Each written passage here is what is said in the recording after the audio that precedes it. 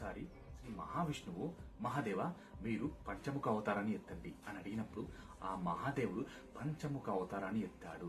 అలా పంచముఖ అవతారం ఎత్తినప్పుడు ఎంత పెద్దటి రూపం అంటే అంతటి పెద్దటి రూపంలో అక్కడ ఉన్న సకల దేవతలు, మునులు, ఋషులు అందరూ అలా అంత పెద్ద రూపాన్ని చూస్తూ ఆనందంతో కళ్ళలో ఆనంద బాష్పాలు ఇలా కారిపోతున్నాయి ఒక్కొక్కరికి. అంతగా పరవశించిపోయారు ఆ రూపాన్ని చూసి. అప్పుడు విష్ణుదేవుడు సంతోషంతో ఒక మంత్రాన్ని చదివాడు.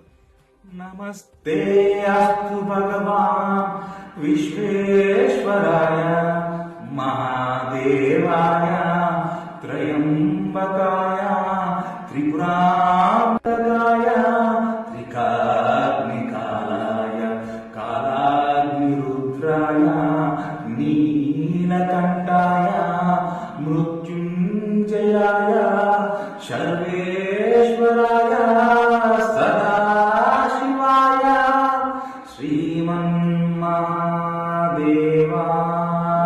నమః అని ఎంతో సంతోషంతో ఎంతో పరవశించి మంత్రాన్ని బోధించాడు శ్రీ మహావిష్ణువు.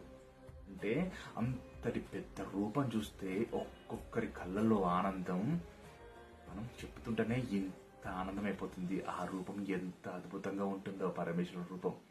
హర హర మహాదేవ శంభో శంకర.